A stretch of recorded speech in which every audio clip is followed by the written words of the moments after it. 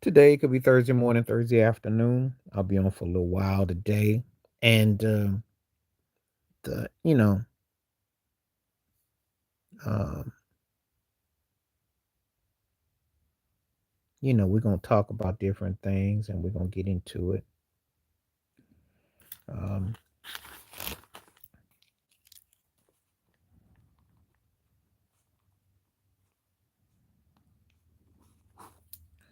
we got stuff we're gonna talk about. Let me get this thing all set up though.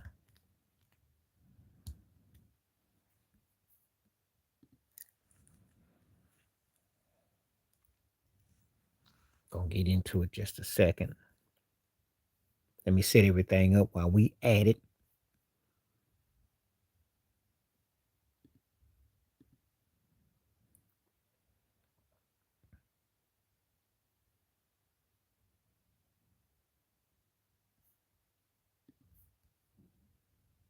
I'm gonna come back just real quick.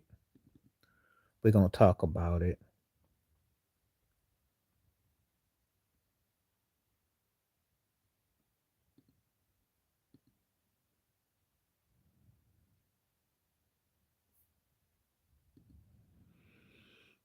Yeah, we're gonna get on here. Let me get everything set up real quickly. Let me do this. So people come through, we can get it set up.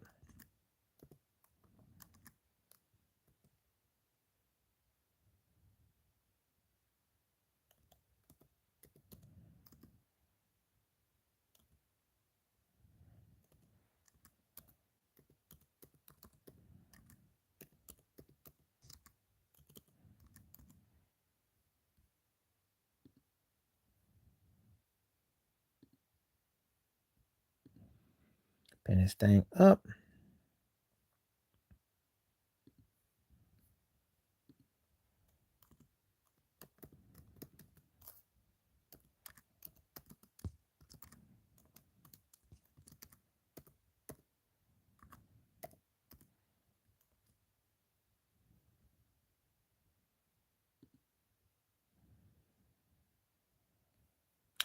Let me set this joint up real quick.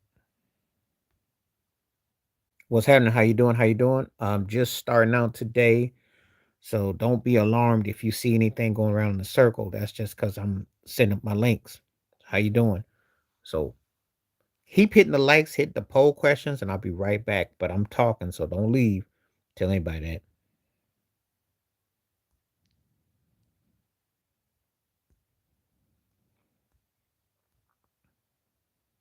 We're back.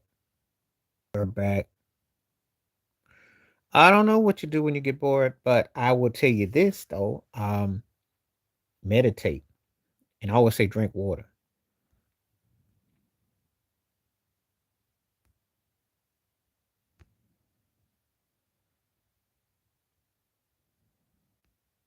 Anybody, if you're bored, meditate, drink water, get yourself spiritually foundated, and get yourself feeling good about yourself. That's what I would say. That's what I'd say. I'm almost caught up. Caught up. Almost caught up. Almost caught up. Almost caught up.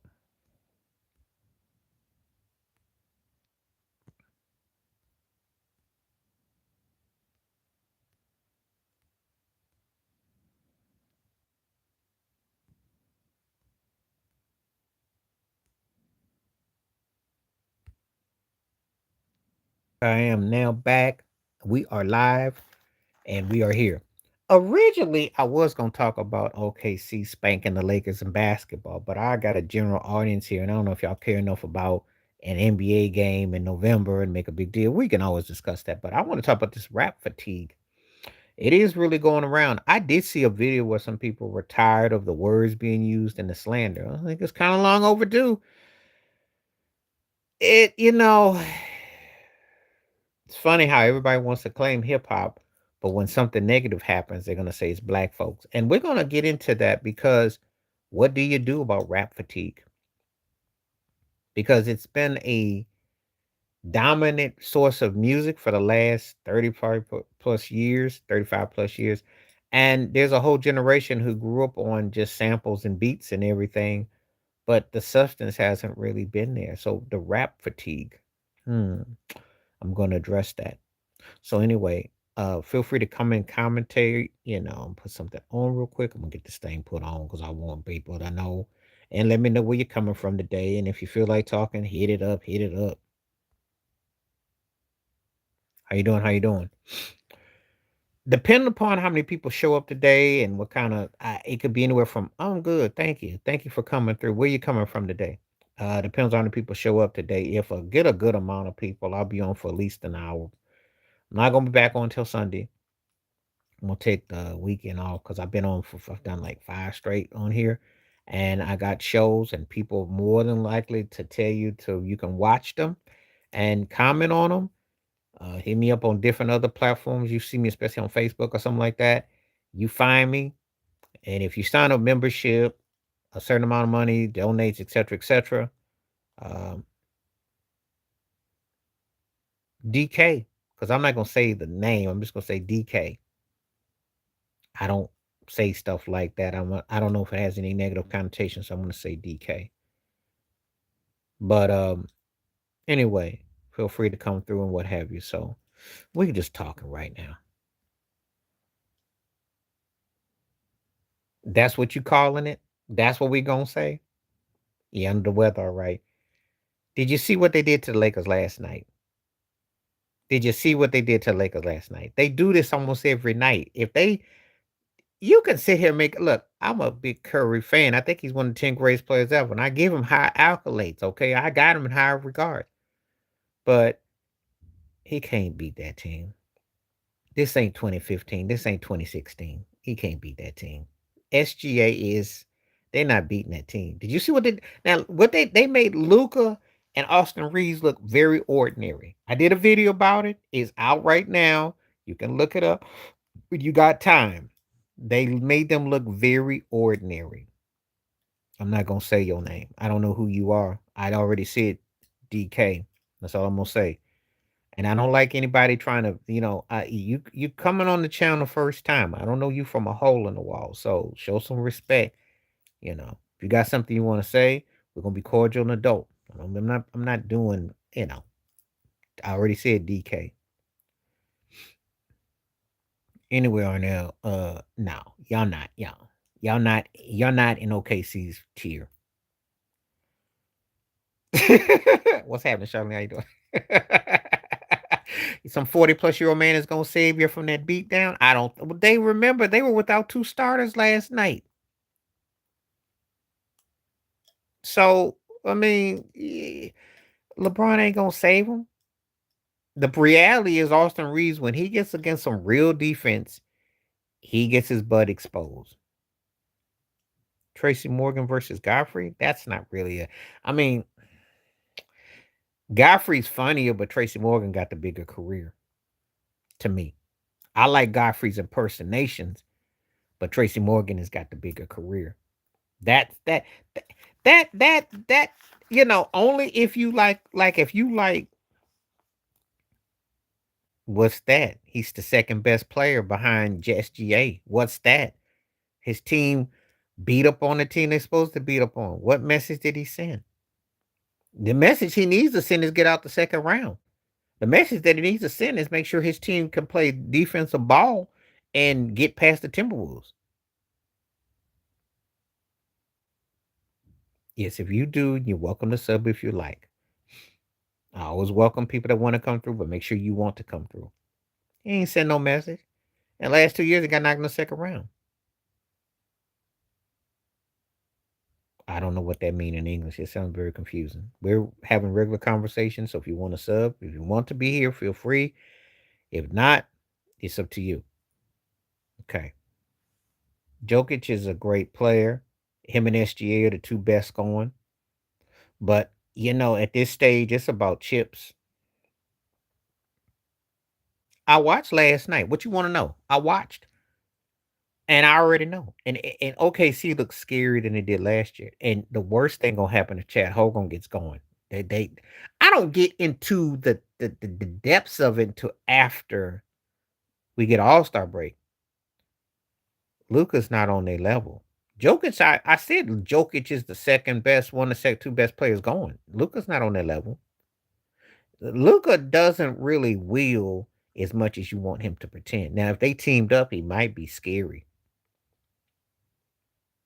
It's all in the name description. Um, I don't downplay him. Okay, you got to go because this is getting annoying. I don't like people that are bugaboos, so you got to go. I told you I was nice. You got to go. I don't want anybody in here that is just trolling and bothering. What is it, defense? What are you going on about? Luca is a great offensive talent. He reminds me of a white European version of James Harden. What else you want? But he got exposed against legit teams that put his butt in check. Ain't much to him because he's hang on to the ball.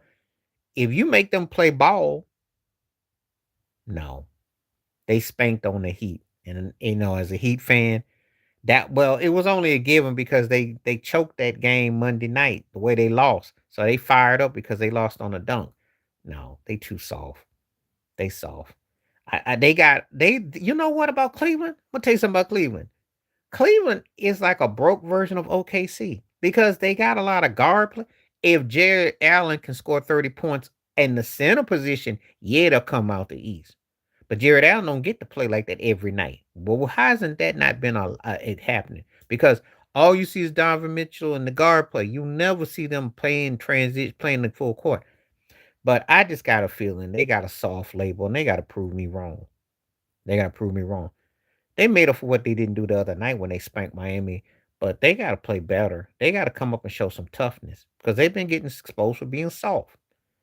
Um, no, Jokic is an incredible talent, what he's able to do. However, you got one chip. You're supposed to be the most dominant player at your position and the way you play. Aaron Gordon's coming out to play, so you got to instill defense. You got to instill camaraderie. You got Jamal Murray got to step up. There's a whole big gap with the Nuggets. So now OKC looks like a team that they gotta, SGA gonna be a handful to deal with. I'm telling you. And as far as Luca goes, well, win a couple rings, then we'll gladly have this conversation. Hello, how you doing? Because he has to win 2 rings to make that deal look bad, and he has to win 2 rings to shut people up. At this stage, I say he has to win 2 because he can't seem to win no league MVP. And what am I supposed to do with that? He should have been in shape, but you won't. See, I'm not talking about his physicality. We can accept him as he is. I'm talking about where he gets his team rallied around. He got to instill to Jamal Murray, you got to come correct.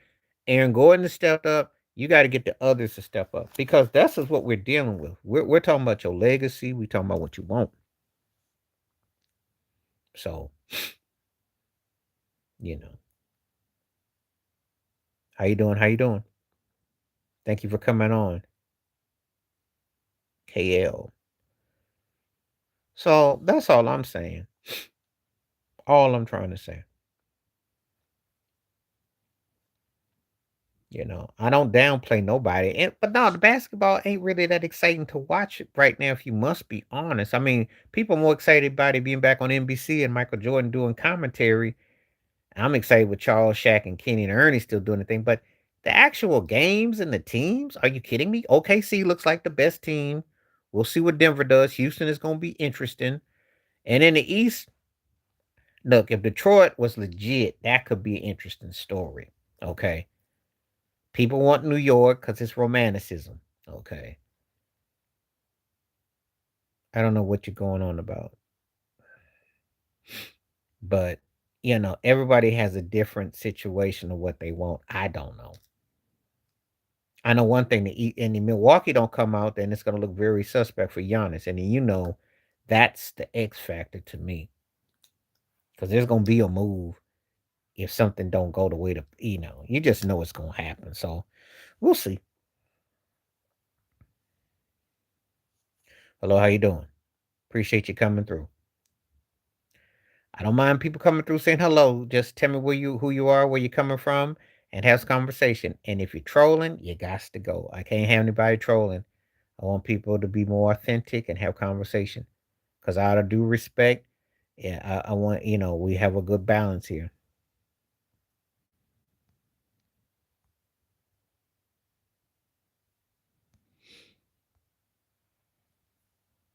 And as I told everybody that's here regular, I'll be here today. Probably won't come back till Sunday though. I'll give myself a breather tomorrow.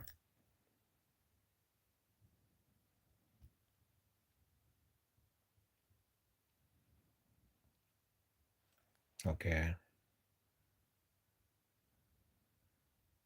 It's the same with Curry. He has to go. Except their team is old. And that's the difference in a nutshell. Draymond is battle tested and is done. Jimmy can still give you something. He shot a three last night. I saw that. Kamingas is fresh. Horford give you a little something, but they acting like they need a finish line with what they got. They don't have a team that did they have to scrim and hustle and scrap against, you know. And if Curry don't go off, they gonna have problems. They don't have that second wheel that can make it easy unless their defense happens to be really on. They really have to scrim and scrap. So I'm just telling you what I see. They're not a championship team. They're not. You know, they had one guy that could complement Curry. Then they may got a chance to give OKC a serious run. I'm not buying what I'm seeing with them. And they won last night. And again, Victor Wemby and De'Aaron Fox. San Antonio's still very green, and they got to get a third option. If the Spurs can somehow find a way to flip the wig and make a move, one more move or something, they might be top six. But they got one more piece they got to get. That's what they're missing. But again, he has to play out his mind because they're not that. I'm telling you, that's how great he is. But if he don't play like that, they not winning. Jimmy Butler, Draymond, Al Horford combined ain't gonna give you no 40 points. Come on now. Uh-uh. Mm-mm. And that's where ever since Draymond sucker punch whatchamacallit, ever since that Jordan Poole, they never was the same. That punch knocked them out. They never was the same. Because they had a second team at that time where they looked like they were gonna be on it set up. They had a starting five and a bench five. After that whole thing, they never was the same. So, good luck with that. Good luck with that. You know. And I listen, I hold Curry in high regards. To me, I got him as my all time favorite point guard. All due respect, I think Magic is still a better player though. So there's two different entities. I'll give Curry for changing the game, but I think Magic was a better player overall. Oh, well, I know he was because Curry can't do like Magic. He cannot have a game where he just scores about less than 10 points and gives you 6, 7 assists and 6, 7 rebounds and three steals on a block and they win. That ain't gonna cut it. So that's a whole different level to that. It's also who you play with, but Magic could beat you in different ways. Curry hasn't showed me that, but I will give it to him for changing the course with the point guard position. That I will give him. But there's a whole lot of swings and roundabouts with everything. So okay. Keep on hitting that like and keep on hitting this poll question. And if you want to do membership, feel free. And if you got any thoughts and comments, feel free to add. Looking forward to hearing from you. We'll see what we got. They're trying to add me some of these sticker things, these Q&As down here. I'm not really seeing anything that I like right now as far as the Q&A. They got some stuff down here from YouTube that as far as that they want to. So anyway, rap fatigue. Yeah, most people are saying it. I agree. I think the content has been detrimental, deteriorate. It's gone down with each passing time, and it's been so whitewashed and corporate and boring. What's happening? How you doing? Thank you for stopping through. Yeah, I'm good. How you doing? Tell me where you coming from today.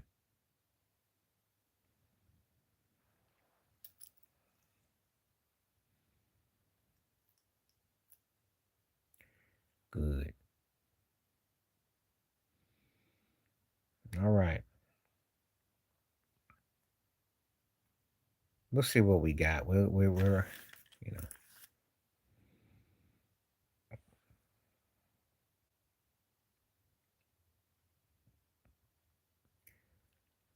I like it because it's a small market team that's winning, and they got the best player on the best team. So that's traditional basketball. So I got no problem with that. And it was funny too, because once upon a time, I said, "Oh man, if Phil Jackson went to OKC, but it was too country and too hickish." Now imagine if somebody was sitting there setting up shop, because it's only fitting because the general manager has been one of the best in the game. Look at all the draft picks they've gotten, and they've had MVPs from Durant, Westbrook, and James Harden went away, but you had MVPs, and now you got SGA. So quite incredible, and I hope they do. Thank you, appreciate that. I hope they do form a dynasty because they are very entertaining. They're very engaging. I like what they do. I like the way they play. Now, of course, they would love to have a rivalry with Denver, with Jokic for MVP. And I don't know anybody out the East. I don't, the Pacers. That was a special run. I don't know if anybody's going to match that.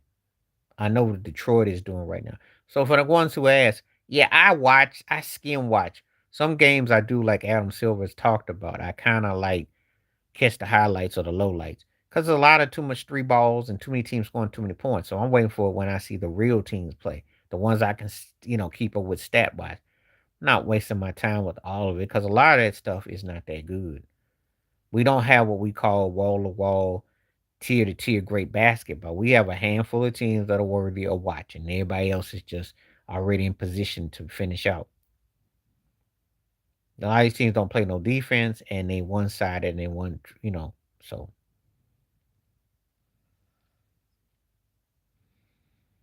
okay. So anyway, feel free to keep on taking the poll.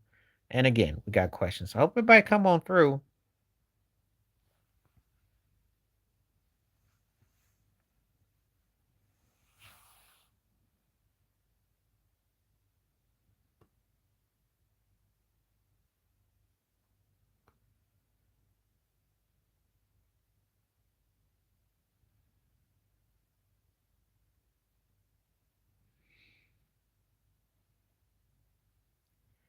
Yeah, I like the way he plays. I mean, and I'm going a step further.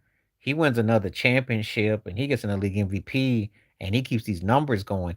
We're gonna have to start talking about him as one of the 15 to 20 greatest players ever, somewhere between 15 to 22, 25.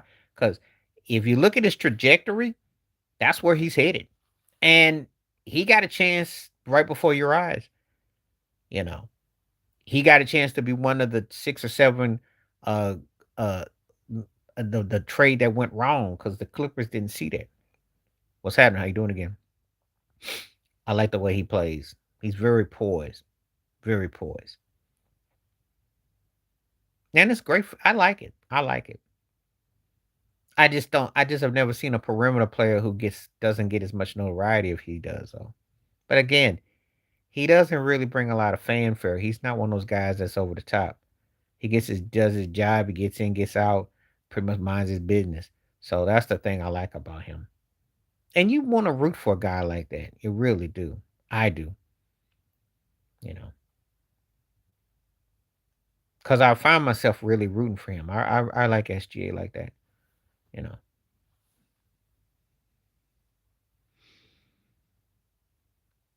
I like the way he play. I like the way that team is set up because I think they get at it. They got a starting team that can beat you. They got a bench that can beat you. And I'm gonna tell you the worst thing that's gonna happen if Chad Hogan gets coming. I'm telling you, mark my words. If he gets going, that's gonna be a dynasty. You heard it here. If no one else done said it. But they spanked the Lakers up last night. They made Luca and Austin Reeves look pretty pedestrian, especially Austin Reeves, because I always say he overrated.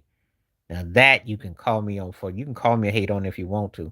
I ain't about to shuck and jive with his game at all because he looks good against tomato can average teams, but when you put somebody who knows how to make him get on the perimeter, put that ball on the floor, and make him move, it ain't much to his game. Not like that. Not like this 30 point. Not where he's up there flexing and talking smack. He ain't that kind of player. So, but and then JJ Redick either. I did a whole video about it. Hmm So that's how I feel about it. But anyway, yeah, hip hop. It doesn't done itself any. You can't be having tire beefs and and the same anybody getting locked up or getting taken out. I mean, it's just stagnant and it looks really bad. The artists aren't doing anything enough. There's no cutting edge no more. Do you think like no? I'm not laughing at you, but I am laughing because you just to say that because that's an interesting topic. You're saying what I said is he the Curry of today. So you're saying that he can't be stopped if they have to. He's in a different era because they allowed you to be physical when Jordan played. There's no physicality today. And SGA is in an era where zone defenses all these cats do. So there's not the same kind of um, you know, uh, it's not the same situation. I don't talk like that, so don't mention that here. You know, it's not the same. Now, if he was like, you know, you don't have defenses like that anymore. You don't have systems like that anymore. You know, if you even put your hands on somebody today, you're gonna be gone. So you know, but only if we were in an era that was more physical. But I tell you this much: it wouldn't be him that would get that. It would be Victor Wimby. If Wimby does like he did the first game against Dallas and balls out like that, inside out, then you might see something like that for him. Not for no guard. Jordan was a unique fixture, but again, that was implemented because of that and his side, what he did. But it would be Victor Wimby. But they're not going to do that. They don't do it for Jokic. They're not going to do that. But you did make me laugh, though. I had to think about that for a moment. I'm like, because the Jordan rules, if you were around to watch that, there was body banging, takedowns, physical. It's like WWF. That ain't gonna hardly happen to SGA. It's not that he's necessarily protected. What he does is that he knows how to force the issue. You know, good smart players get you get calls. That's what the great ones do. That's nothing new. It's just that to have something like that, you have to have a rival. You'd have to have like who in the NBA today is like the Detroit Pistons. Even the Pistons aren't the Pistons anymore. Who, but see the way he beats people who play in his position and what he does is so uncanny that So now,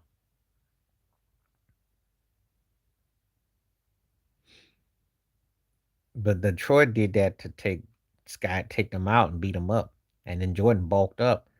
Well, SGA, they're not gonna allow that to happen. Adam Silver's NBA ain't hardly gonna allow that to happen. But it's an interesting question that you asked. I will definitely make a video about that because I never even would have that thought never crossed my mind.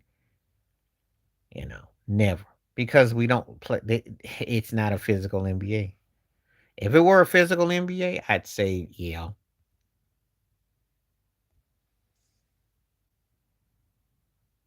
but we don't. It's not the same NBA no more. They can't lean on it. How they gonna lean on him when they can't even lean on Anthony Edwards? They don't play no defense.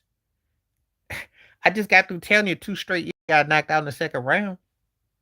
And they only got out of the first round last year because Aaron Gordon came up. They don't play no defense. They don't get at that. They don't get at you. You know. They don't have no tough guys like that. Aaron Gordon is tough. Joker's a bit, but they don't play that kind of ball. And the NBA doesn't allow it no more.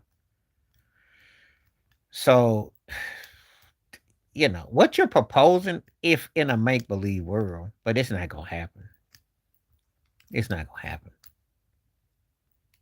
And then if he starts scoring like 30 and 10 and 10, if he starts going up where he's putting up bigger numbers, then he might. But then again, it's hard to stop a guy that's in the zone because SGA plays so smart. he doesn't force himself to do anything. He just is consistent. And so now that he's got the chip and he's got this and that, now he'll start, like I said before, he's a pretty unique player. But that what you're implying, that ain't gonna happen. That them days is long gone. And if they didn't implement rules against Curry, they're not gonna do it to him.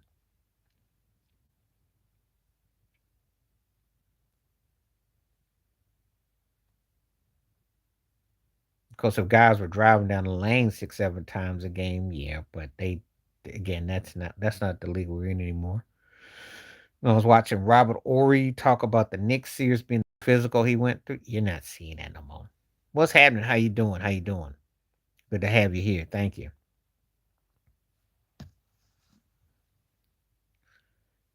Okay, 60%. So rap fatigue. Okay.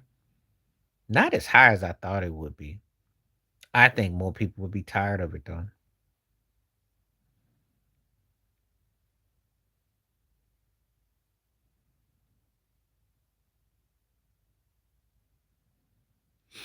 I am too. I think that the content and war, I think it's been too whitewashed and they locking brothers up or deleting them, and it's no energy. Not to mention, if you grow up listening to R&B, funk music, and what have you, songwriters, we need to get back to where cats that are really producers, not beat makers manipulating, and not cats that have to do hooks just to get where guys actually have their lane. We don't have that. There's a whole era that doesn't. Adam Silver, because the commissioner allows hand checking when and all that to come back. But even if they do, this guy's still gonna score 20, 25 a game. I mean, he really is that good. He really knows how to flat out score. He's in an era where you gotta shoot the ball at a good volume to get your separation, have your movements. He's got good handles, he's very coordinated, and he has a good balance. So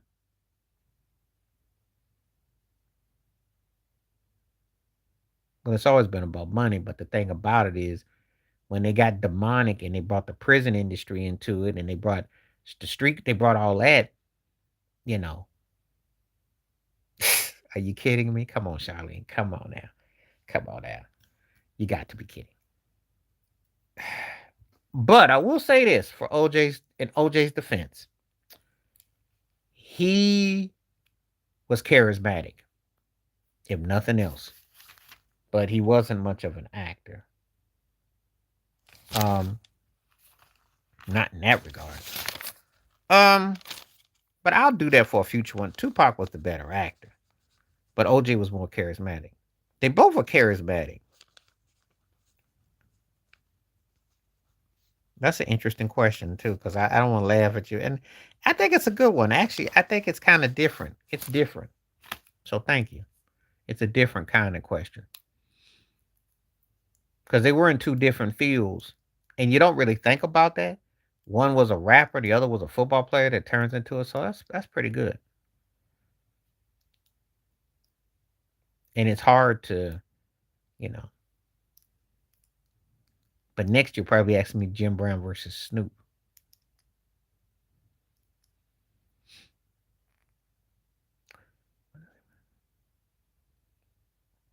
It always was like that though. So in the '80s, you had street hustling. You had that NWA. That's what Special Ed went on about. Special Ed said they were the worst thing to happen to hip hop. Special Ed talk. NWA came out what 88. That's almost 40 years ago. Think about it. Think about it.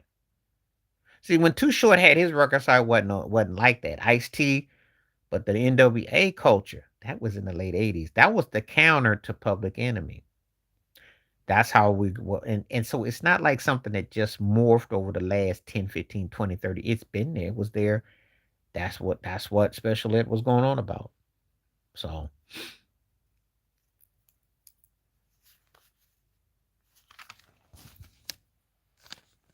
I think I will do Jim Brown and Snoop on the screen.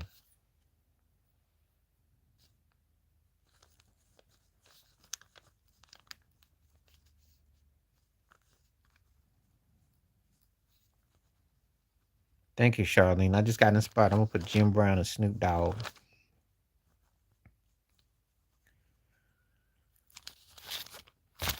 Oh, this one ain't now. This one ain't really.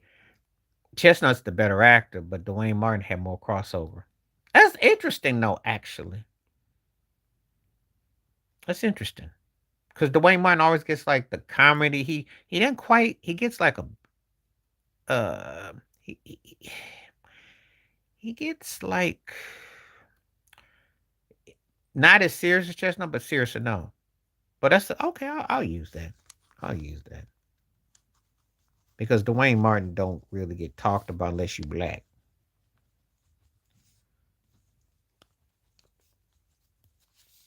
He does have a reputation, but it didn't really. It didn't really. How do I say this about Morris Chestnut? He's like the hood version of a Denzel and a Michael B. Jordan. His hood. He never crossed over though. He get him, but it's not like that. Leading man, but black leading man, and if whatchamacallit hadn't gotten in trouble, whatchamacallit, Megan Good's husband, that would have been an interesting battle with those two, because um, you know. So, but again, a hood leading man, whereas Denzel, Michael B. Jordan, that's the difference. Chestnut's never quite gotten that. But I know what you're saying, but not quite. Not the totality. He gets treated like Michael Joe White. Just saying. It's hood. Big in the hood though. Big hood. Hood actor. Hood skills.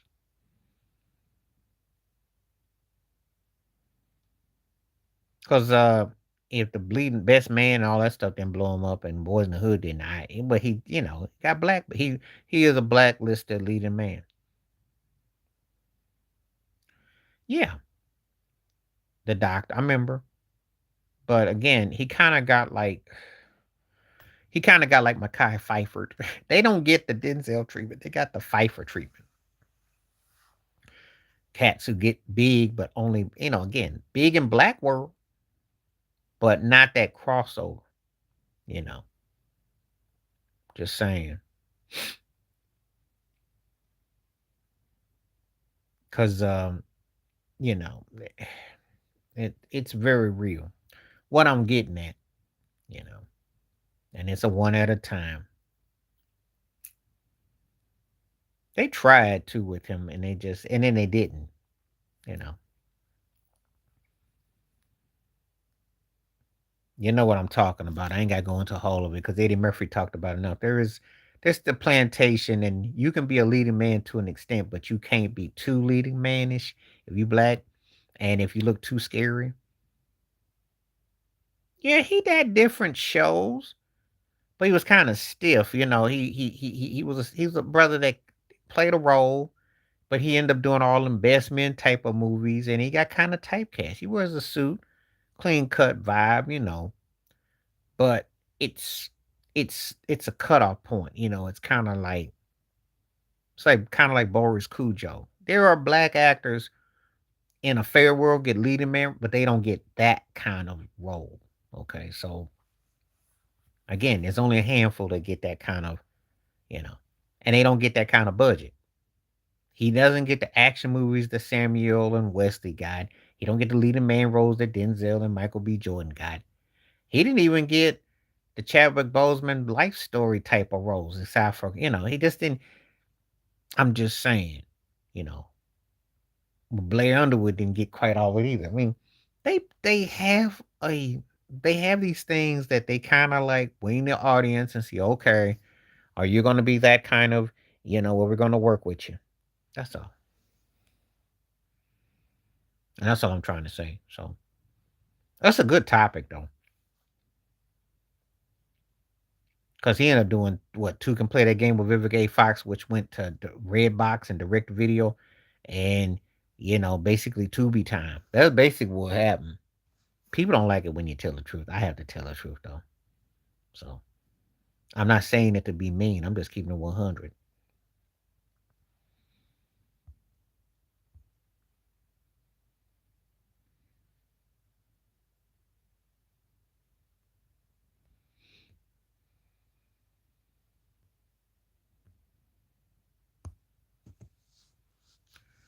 Okay, now we got some double figures with the likes and the poll. We're definitely on point today. So thank you, thank you, thank you. Let's see if anybody else want got anything else to say. Come on now. I need people to start talking. That way I know that you're still awake and on. Again, like I said before, I'll be back on Sunday. I'm not gonna be on for a couple of days. I'm giving myself a break because I've been on 4 or 5 straight days. So okay, I'll put that on there.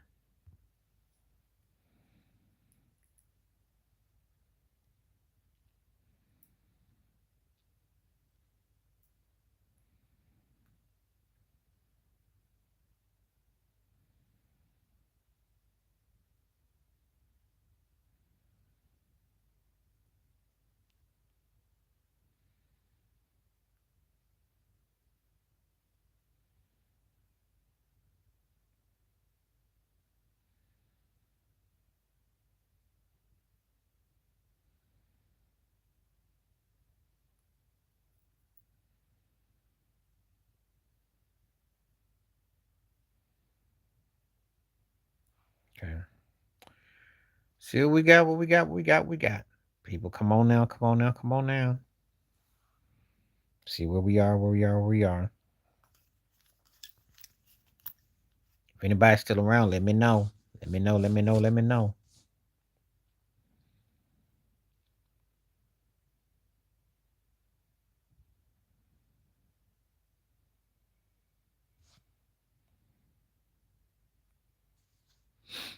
Let's see if we got anybody who wants to talk. Come on through, come on through. Okay, if you got something you'd like to say, let me know. Because even though I got the views and the poll up, I will, I gotta have conversation because that way we gotta talk. Just trying to see where everybody went to.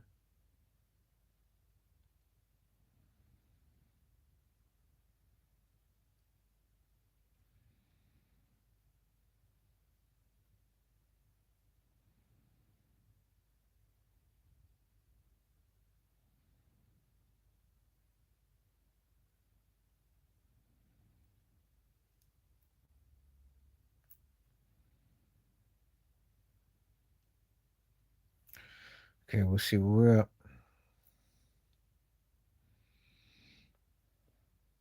Seems to be pretty quiet again, so hmm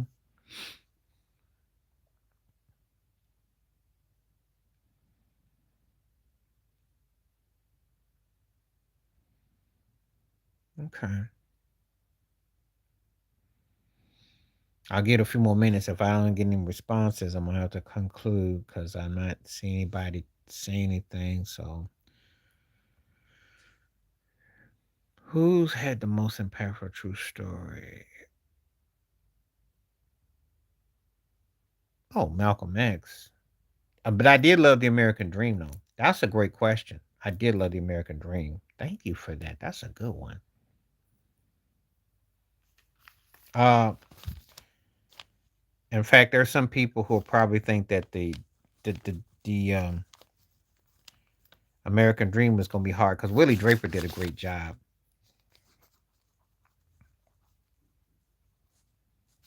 Mm. It was pretty impactful. I mean, it was good. I mean, it really was good. Lawrence Hilton Jacobs did a great job as Joe Jackson. I like Malcolm. I think that was one of Spike's best films. You know, um, I think that was his prime and his peak. Denzel did a great job. Um, I think the impact was probably Malcolm because what it did for Denzel's career. It solidified him. Everybody still know he got robbed out of war, and Spike was on his peak in his prime. The TV show, I thought for what it did great for what it was. You know, um, up until that particular point. So, um, you know, Yo Yo Eve was good, but she got way too much notoriety. I think Yo Yo was better. Yo Yo used to rap with Ice Cube when Cube was in his peak in his prime, especially Jericho era Cube. And if you could hang with Q back when he had the curl, oh yeah. Eve was catchy, but she wasn't really like long term for it. And she got into TV and film and fashion and she made moves. But Yo Yo, definitely. Of those two, definitely. That's a good question. Especially when you mention Yo Yo. I like how you think because yeah, it's almost like you be reading my mind as far as certain people you mention. And I always like Yo Yo.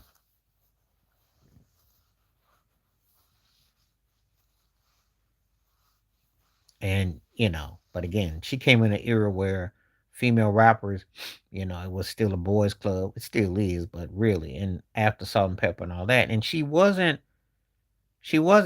interesting anomaly because she wasn't soft, but she wasn't hard. And she didn't dress, she just kind of tomboys without being like that, but she didn't have MC Light's, overall push and, presence. So West Coast, there's a lot of stuff that worked against her. But a good question though. Oh, that's a good one. That's a good one. That's a future question too. I have to use that for a future. That's a real good one.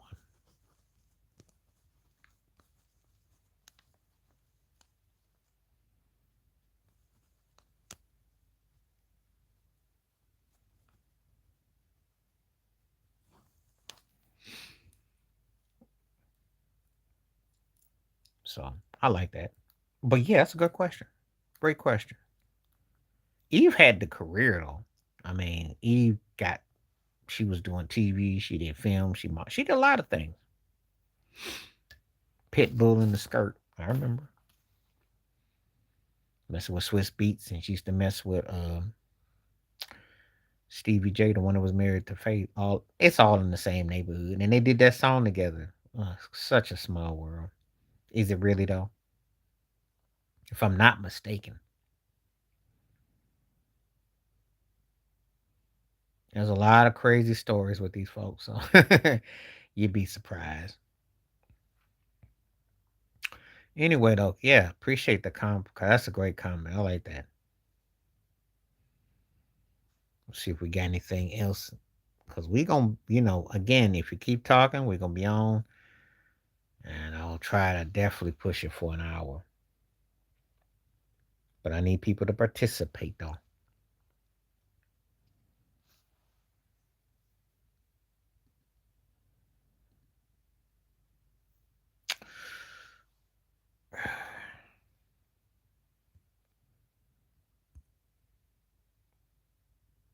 Who had the harder crew? I say Junior Mafia for me. I thought Junior Mafia Hammer's crew wasn't hard. I like Oaktown 357. Too Big MC was a cat that I wonder what would have happened if they didn't run him off. Rough Riders, because everything was Swiss Beats. Well, actually, I take that back. Rough Rider. Because DMX was bigger than anything that was associated with Junior Mafia.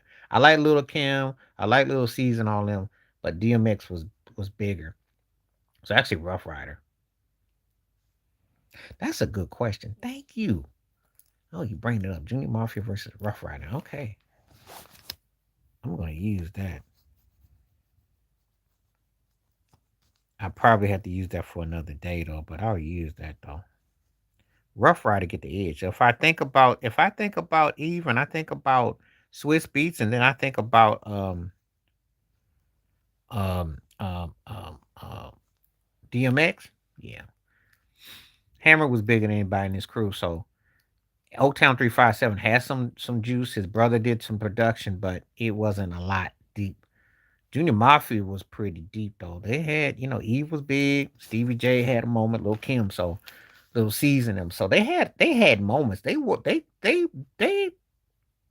moments. But Rough Rider had the crew. They were very New York.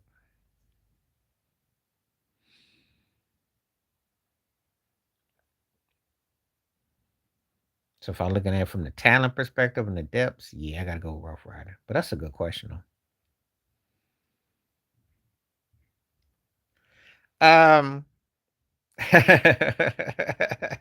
I can't say that because some people might get offended. But if I had to mention, but okay, I have to give it to MC Light, and I like the Brat, but Light was like the burger, and the Brat was like the Junior Whopper of a burger.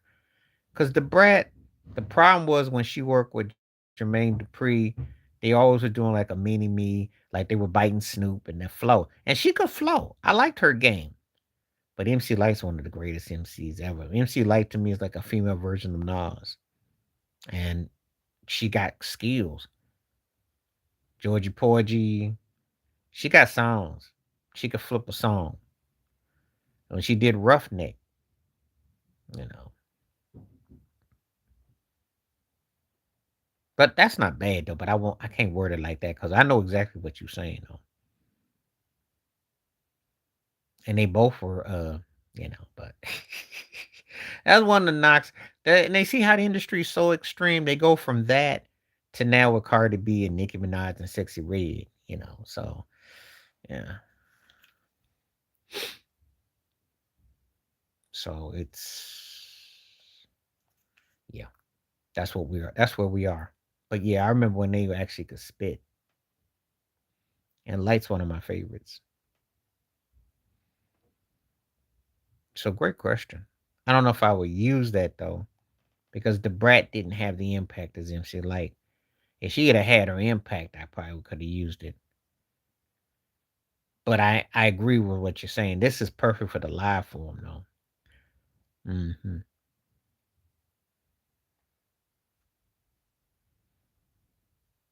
So all right. I like it when people know Trina and her prime. Um I like Trina all right, but Nikki was bigger. Nikki was bigger. And she was like the first female Cash Money. Um, what's going on? What's happening with you, Nikki? I like Trina better, but Nikki was bigger. Trina never quite was more of a regional thing. Big in Florida. Remember that Who's Bad? Remember that whole thing. And Trina was doing that whole thing back then, but she was kind of limited. But I think Nikki was in her prime. And Nikki got some bars in her, but sometimes she just does that contrived Barbie doll fake voice accent crap she do.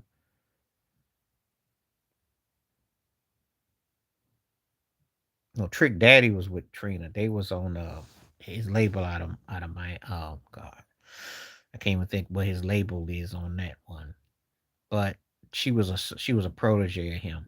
It wasn't nothing to do. Cash Money was the new Cash Money for Nikki. Trick Daddy's was out of Miami.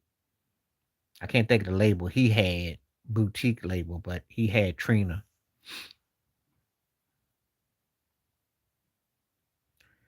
Very annoying because they just come off like escorts. And presentation is just basically like something out of Players Magazine, if you know about, or OnlyFans. That's what it's like.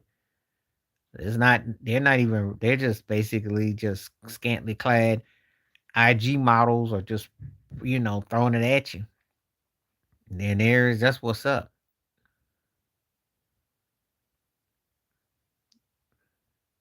Chilling, just chilling. What about yourself? Oh, Trina. I don't really think much about Meg the Stallion. I think she's alright. Trina did all that already though. Trina was more entertaining. Same thing though. Same thing. The only female rapper, well, it just means rap fatigue. Are you tired of what's going on? Are you having rap fatigue? That's what that means. It's pretty simple. So you listen to hip hop, you listen to it, are you just like tired of what they're putting out? The lyrical content, the music content, the image content, the realities, black on black, and how negative and the stereotypical and the whole thing. That's basically what's up. So that's all that means. So take that poll, check it. Because rap fatigue is just basically, do you have rap fatigue? They're saying people have white fatigue, black fatigue, so do you have rap fatigue? I don't know how you can say that about a race of people, but I can understand about the music. I can definitely say that because it is definitely taking a beating. but the industry wanted what they got, and this is what we are. So, but the people that have bought and sold it do explain. We're not doomed. We have a lot of great people in our culture. I don't understand that logic. We're only the only reason why you consider doom is because of the racism that has been infiltrated, that has been allowed to downplay significance. So if you have the whitewashing where you don't learn nothing about yourself in history books, you don't learn nothing about people that fought, and you don't understand history, you'll believe it. You know, the people that on this mega crap and that kind of mess, yeah. If you fall for the okey doke, if you do, they think they're thinking because of what's going on. They're not rational. Well, everyone says about every generation. Goodness, so you alive. Thank you so much. Appreciate you, Bill. Thank you for coming through. Thank you. It always is the problem with the youth. But you know what? They have had Black Lives Matter. They have a movement. So it depends if you make a movement. You can make a change. I'm not one of those people that think that blame on the youth, because it's the people that are before them have to set a standards. You have to say what you want to say and mean what you say. You stand on game, you'll get game. If you stand on jive, you'll get jive. That's how it works.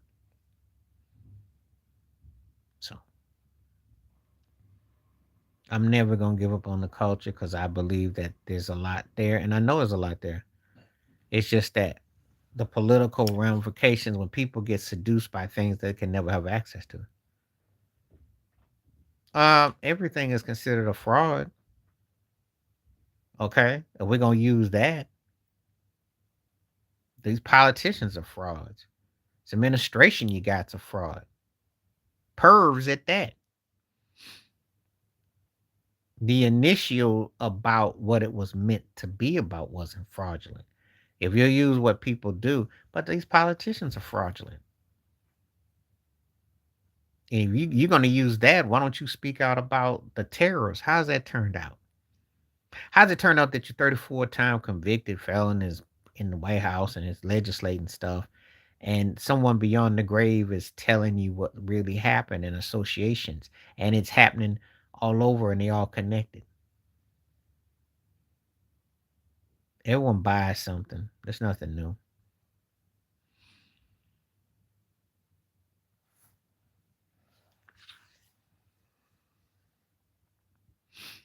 So I'm not gonna get into all that, because it's a many layers to it.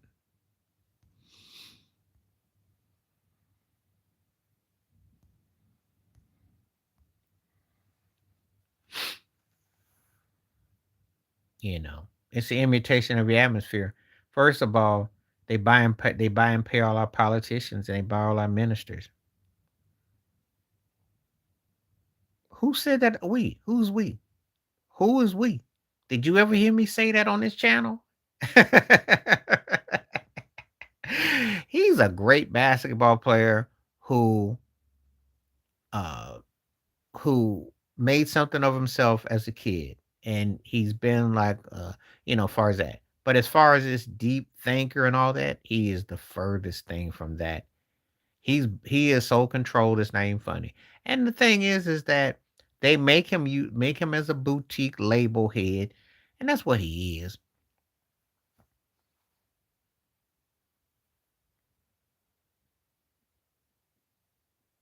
Neither one of them. None. None.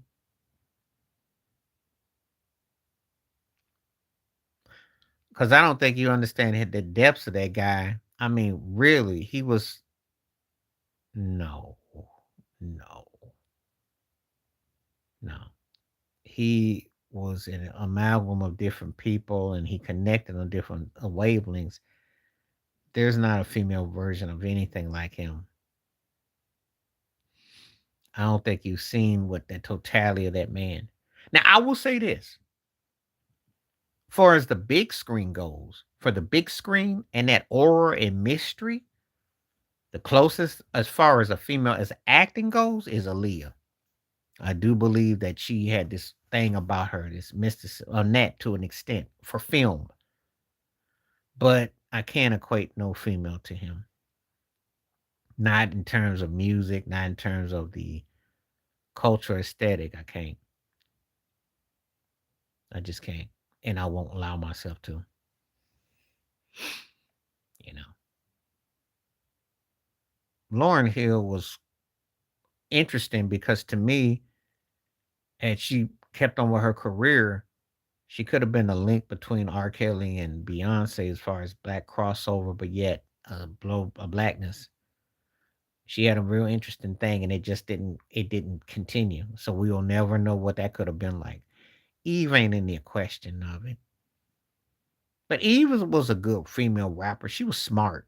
She was kind of like a Eve was kind of like a female version of Luda. She used the right vehicles and then she furthered her career and she jumped off of it at the right time. And she still got no credibility to do something if she chose to. And she definitely had the right pieces and she had an interesting run and hit with her. But no, no, when you understand Tupac, there are people that I can see that he remind me of in spots, but I can't see anything on the female side because I haven't seen a female artist that would be so brazen. And I'm not talking about from a physical, like intimate. I'm talking about brazen, where they called out Sister Soldier, but she didn't have half the career of Tupac, except when she went after Bill Clinton. But again, there hasn't been a female rapper or artist that I can say that, maybe I'll give you one from back in the day. I'll give you one. It's R. Kelly. Casey ain't got no catalog to match Kale's. Nina Simone. That's probably like your female Tupac if you were back in the day. R. Kelly. Because he dominated the hooks. He dominated the songs. Casey can sing. He got nothing on R. Kelly. And don't even ask me about nobody over the last 35 years because R. Kelly is smoking everybody. Even though I do like a lot of different artists, you know. But we just strictly talking music, you're not touching Kales. He did the hooks, he did the songs, he did the remixes, he did the whole nine.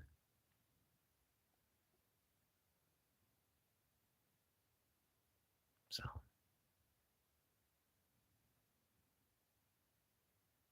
yeah, okay.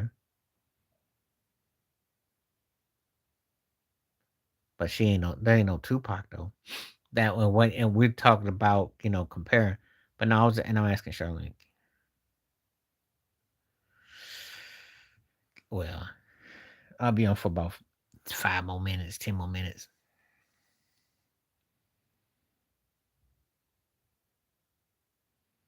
Lisa Ray is, but Lisa Ray is a very industry person. She ain't that dissimilar to Vivica A. Fox, so I don't get as excited. I like, looking one thing, but when she says, well, I don't when you start talking about yourself in the third person, no, I don't find you controversial. I think you try to get deep. When you want to be controversial, you'll say something that's really thought provoking, and I'll let you know. The bills aren't controversial. How are they controversial? You gotta win something to be controversial. You gotta boast and brag. There's nothing controversial about the bills. I mean, if you want to say OJ Simpson and association, that's not controversial. They got their butt toe up and they aren't, I'm not going to call them frauds, but I'll say this. They're wasting away. They're not a fraud because they are legit. The guy won MVP last year. How's he a fraud? That's not frauds. Frauds is somebody that, they win like 10, 11 games. And then when they get beat, that's all of a sudden they just fall off. That's why a lot of people think Daniel Jones is with the Colts. They're not saying about Jonathan Taylor, but they look at Daniel Jones. They might look at Baker Mayfield like that. Oh, Buffalo still got a chance to get it. But if Baltimore did it, Lamar Jackson would automatically be top 6, 7 quarterback ever. If they went all the way, considering how their season started, oh yeah. Because the truth of the matter is this, that he gets that, his resume is fully complete. Then he's a top 10 quarterback. He got 2 league MVPs. He was an impactful quarterback. And only a cat like a Mahomes and a Josh Allen kind of got in his way. So to do that, but I don't think he will either. See, I said all that and it didn't really turn into much.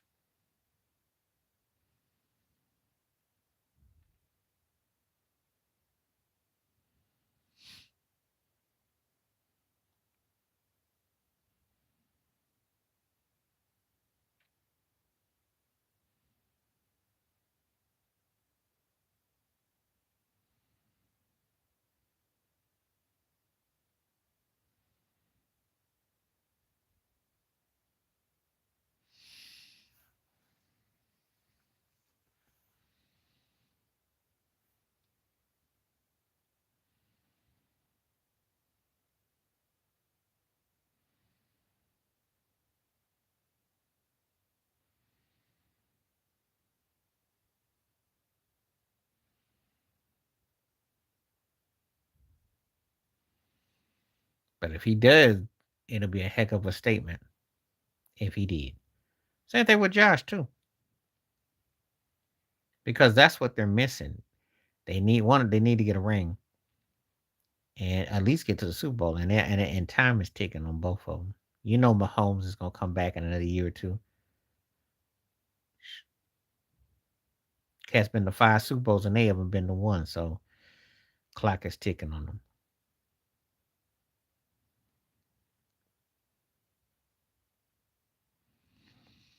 So that's how I look at it.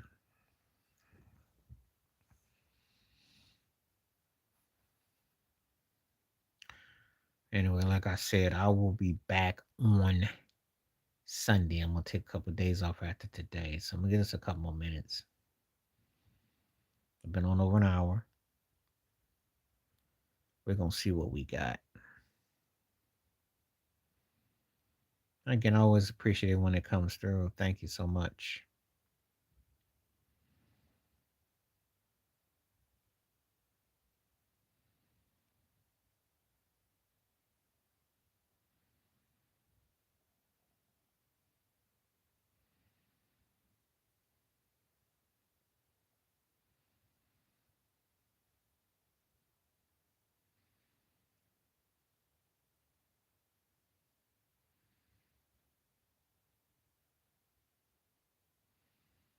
Well, I'm still on for a couple more minutes. You get ready to go?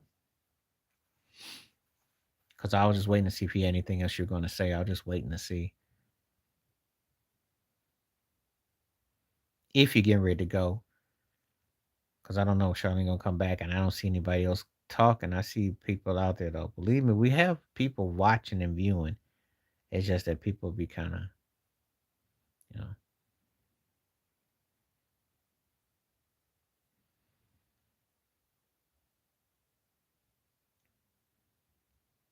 yo, yeah. I'm just waiting on comments and stuff. I wouldn't call the Bills frauds, though. I just think that because I still think Josh Allen got to run him. I just think you got to have the right coach. I think you got to understand ego. He did win a league MVP. I can't call you no fraud if you go to a high level and you stand out.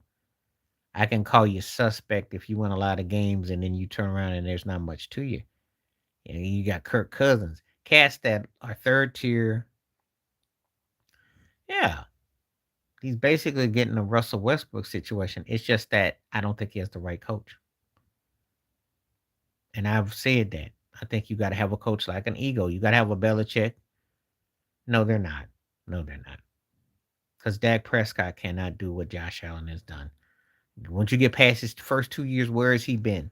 How many NFC championship games has he gone to? Josh Allen's been to two. And he happened to lose to the better quarterback going in Patrick Mahomes. Who has who has Dak lost to? Jordan Love, beat up by Brock Purdy, you know. Dak ain't done it. Dak had great situations in Dallas. He had Ezekiel for 3 years that was legit. When did Josh Allen have a version of a guy that could run like that before James Cook the last 2 years? Do tell me. He had uh he had Michael Parsons. He had a defense. The Bills can't had nothing.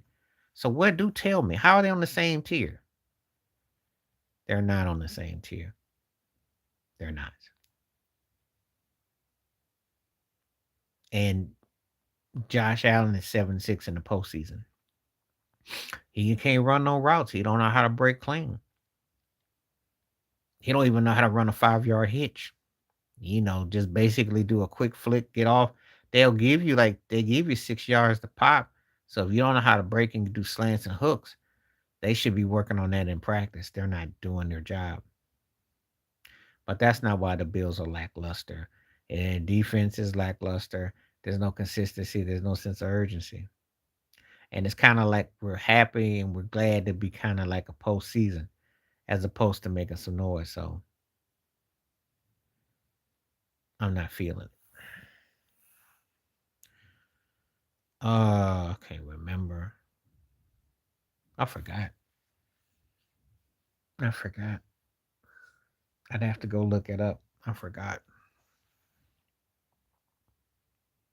It doesn't even really matter because if you play like that against Miami, you gotta get yourself together.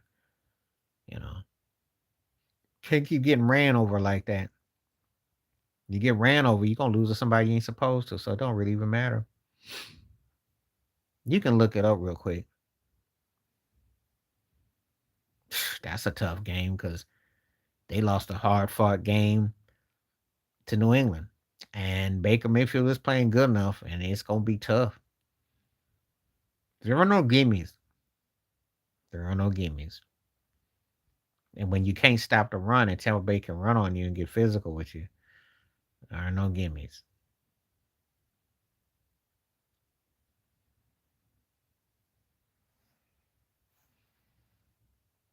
So I'm not saying anything.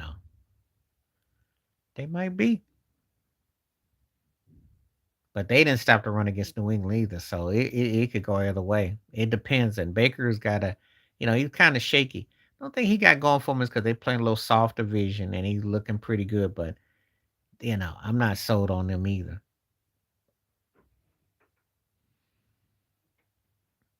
They got pieces better than us. I can't say they're the better team. We'll see. Okay. I'm on for about 7 more minutes because I've been on for like over an hour, almost 15. So I'll be on for about 5, 6, 7 more minutes. And I'm coming back on Sunday. So just so you know. So before you ask, I'm going to take the next 2 days off. It's okay. It was warm the other day. I had to go grocery shop when I came back. It was pleasantly warmer. Nighttime does get chillier, but it was okay last night.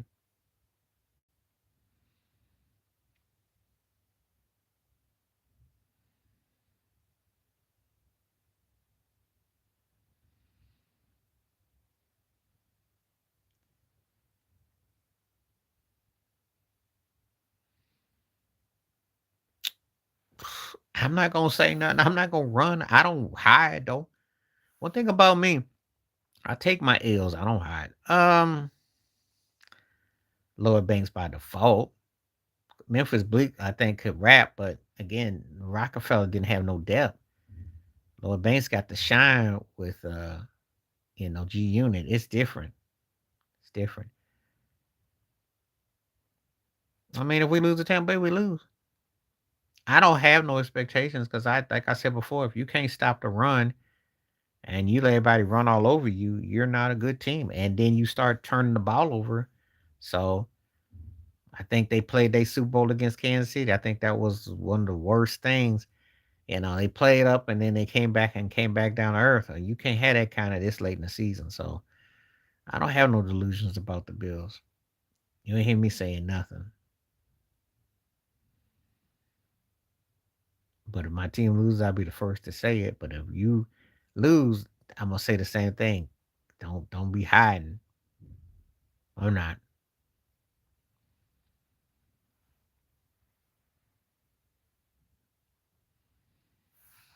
So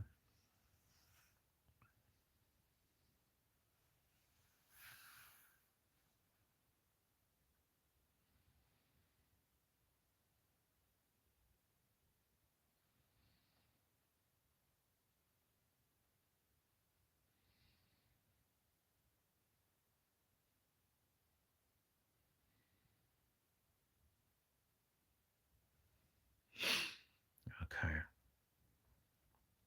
Hope I answered that question. Nothing back to back. I don't usually get talk about Lloyd Banks. He had a moment. I thought Memphis Bleak. I thought that they had, I thought um Beanie was nice, but they never had a chance. Nobody had a chance on you know on Rockefeller.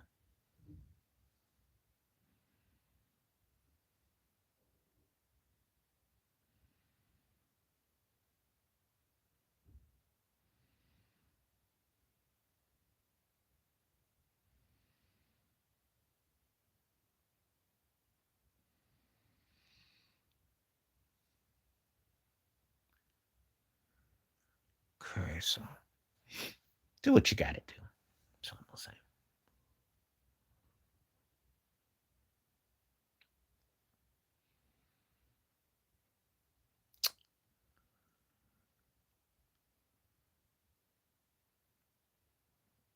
I just got a few. Anyway, please hit some comments up. We got more people vying, but again, so I got people watching, but this ain't gonna. But it's kind of low key today.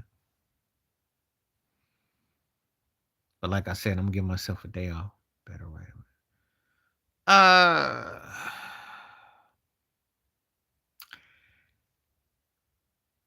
Bayface wrote great songs from a relationship perspective, but R. Kelly was more versatile in terms of connecting.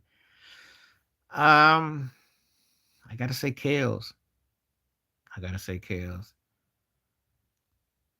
He really cemented something with what he did.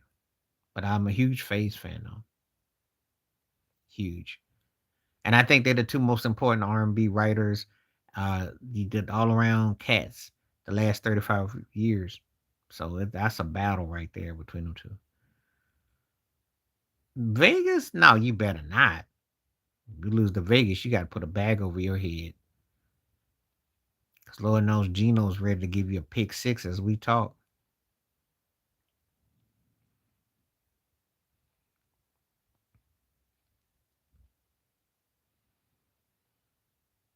Oh, Babyface did. I mean, Kelly did like couple for Michael, and he wrote for Whitney, Charlie Wilson, Ozzy Brothers, and they were. But Babyface wrote more with Whitney, which hit. Tevin Campbell, Bobby Brown.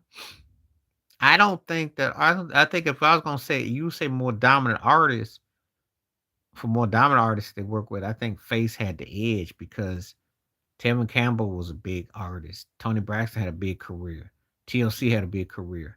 Now Kells, when he wrote for Michael and Charlie and but Whitney didn't hit with his that at that. But Babyface wrote for wrote for Michael. He didn't hit like that, but he wrote for. I mean, you know, wrote for Aretha. That was a hit. Whitney's was a huge hit. Boys to Men was a huge hit. Yeah, who did R. Kelly work with that was a boy group that matched Boys to Men twice? So I gotta say that from that perspective. He Celine Dion and he worked with Gaga and and them, Britney. But Babyface hit with Mariah, he hit with Mary J. Blige. I mean, I gotta say Face got him on that one. For dominant artists. The artists that were dominant. If you ask me who's more versatile with who they work with and hit more, I'd say Kales. But if you're talking about dominant artists and the names and hits, I gotta give it to Face because Changed the World with Eric Clapton. How long with Steve Wonder? He like duets and stuff.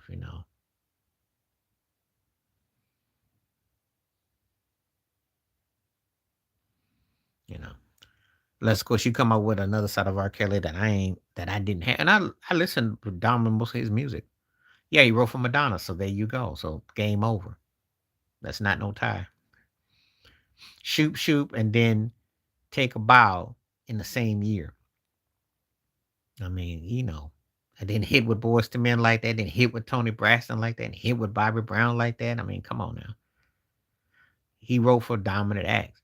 R. Kelly wrote for acts, but it was more like singles and things like that. Babyface got a chance to pretty much, because aside from the Ozzy brothers, that's who he really wrote Ruckus for. But Babyface was writing for. I mean, he almost had a song with the Rolling Stones, but Jagger didn't want it. Keith Richards liked it, ironically. But but I think that you asked me, they're the two most important writer producers all around artistry and R&B music the last 35 years. Those two guys.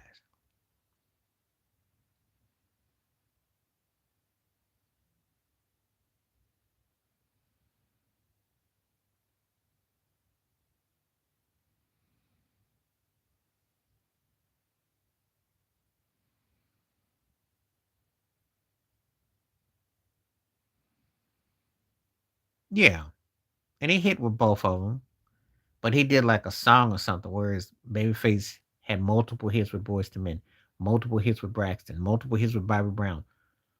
Uh, one, say, and it's not even close. Not even close. The only thing I like about Just Good Friends is how it started off. Other than that, I thought it was a corny song. I like Get It better that they did, the long version of Get It. And I love All I Do, but Say was a better song.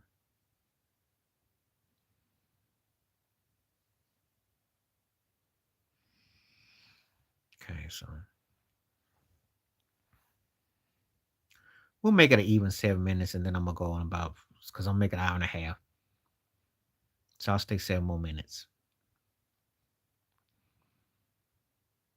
But no, the Babyface R. Kelly, that's a good heavyweight battle. It really is.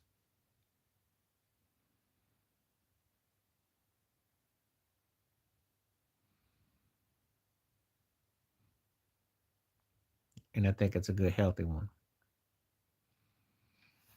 Because it's you can debate that if you want to. Yeah.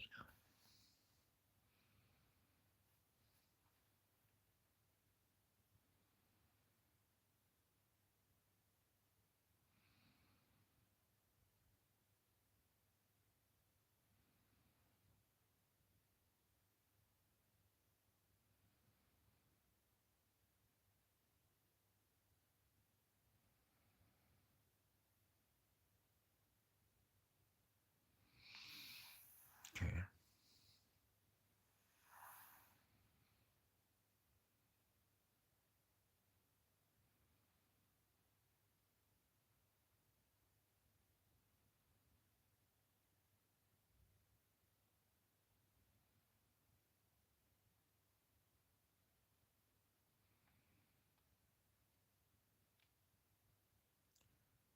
Well, that's the only one. That's the only choice I was gonna go with. Cause say was the cut.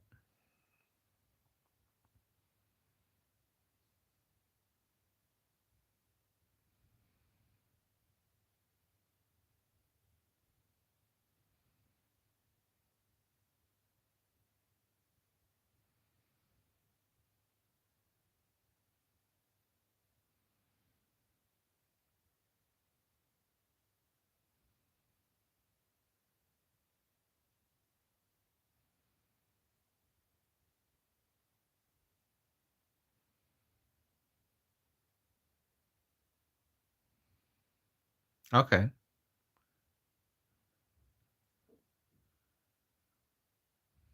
that's interesting.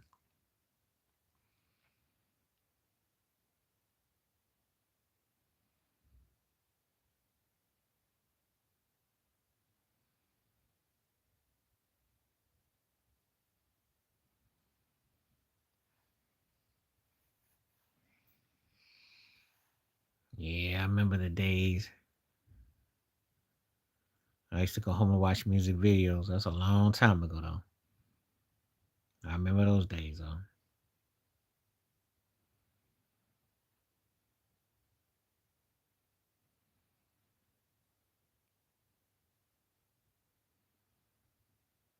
Oh, I remember what it was like. I mean, he was a walking event. I remember it very well. I remember being in the mall and people freezing at Macy's, and I remember being at a Blockbuster and people freezing looking at the screen. Unlike anything I've ever seen. That's why I say he's the most dominant artist of my lifetime. No one captured the imagination like that guy. No one that I've encountered. There were artists who had runs and had impact, but and like I said before, he falls into one of three groups. You either love him, you loathe him, or you're indifferent, but you recognize his presence. Just can't say it about too many artists that had that kind of polarizing factor. He really did beat you in so many ways. Oh yeah, I went to the bus stop because I was in middle school at that time, and I kid you not, the rocks by the bus stop, cats had getting up in the morning was you could tell they were trying to moonwalk. Rocks got all moved. Cats, I could see footprints. His impact was amazing. I mean, like I said, head to toe, there ain't been no one else like him. I kid you not, I remember that thing like yesterday. Cats had put they Converse and was going backwards, and I could tell they had been out there doing it before I got to the bus stop. It just grown folks too. I mean, he just had that kind of electricity about him.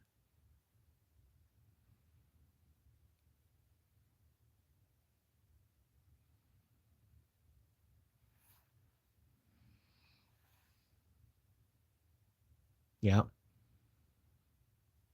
we did too back in the day. He just had that aura about him. He just had that aura. And people who don't have that to see that, I'm sorry, I feel for them because it was really what a time.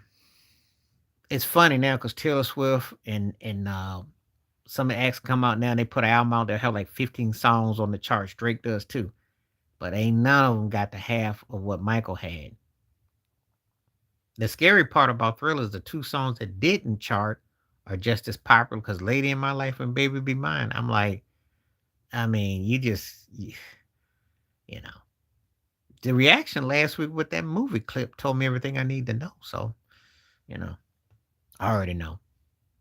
He 101. He is 101. And it was,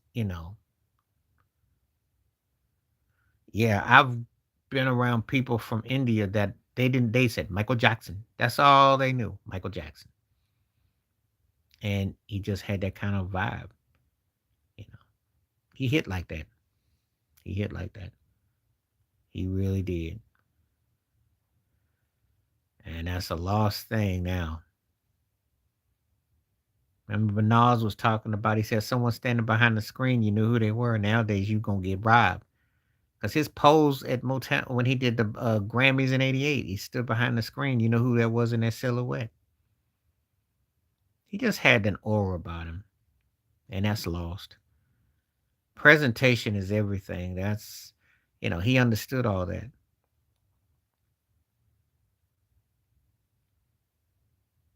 He just he connected in this unique way. So,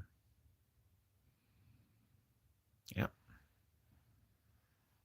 he won a one. And it was great to have into scenes an artistry on display like that. Oh yeah, because I don't have to see no clip. I know what the cat meant, and I know what the game was like, and you had to bring it. He kept a lot of people relevant. Shoot, the man put his whole family on his back. That's I don't know what else you. He brought them all from Gary, brought them to Hollywood. Beverly Hillbillies for real. Brought it real. Sh- He kept a lot going. He kept the industry relevant. Because when Off the Wall Thriller came out, they said they were worried about people taping everything off the radio, and they said that they thought the industry was gonna go down. And he was big for the business. People were, man, he had the game on lock. So you know, he was a one man industry. hmm So that's how I look at him. Change the course of the music, and the rest, as they say, is history. So they're still talking about it. And so, shoot, some of these turkeys you got out now, you ain't gonna be talking about them 40 months from now when Diddy gets out, let alone 40 years from now. So I think we can pretty much, you know, we can pretty much keep that a buck. We pretty much know. So anyway, um, I'm gonna cut it off. I'm gonna get roll. I'll be back on Sunday because I've been on 5 and a half. Appreciate everybody that came through, and that video will be rolling. And yep, the upside down. He did, and they were like, another day and time. They were like inseparable. Sure did, and it was magical around that time. It was really magical. Anyway, I'm gonna give it a roll up, but I'll be back on Sunday. I appreciate everyone that came through. Stay safe, stay blessed, stay woke, stay free. Great talking to you, Tom. Appreciate you always coming through. Because if you want to get in touch with me, you can find me on Facebook too and hit me up anytime you want to talk about anything off from here. But I appreciate your commentary. Appreciate everyone that came through today. And blessings. Stay safe, stay blessed. We gonna talk soon. I'm out. Peace.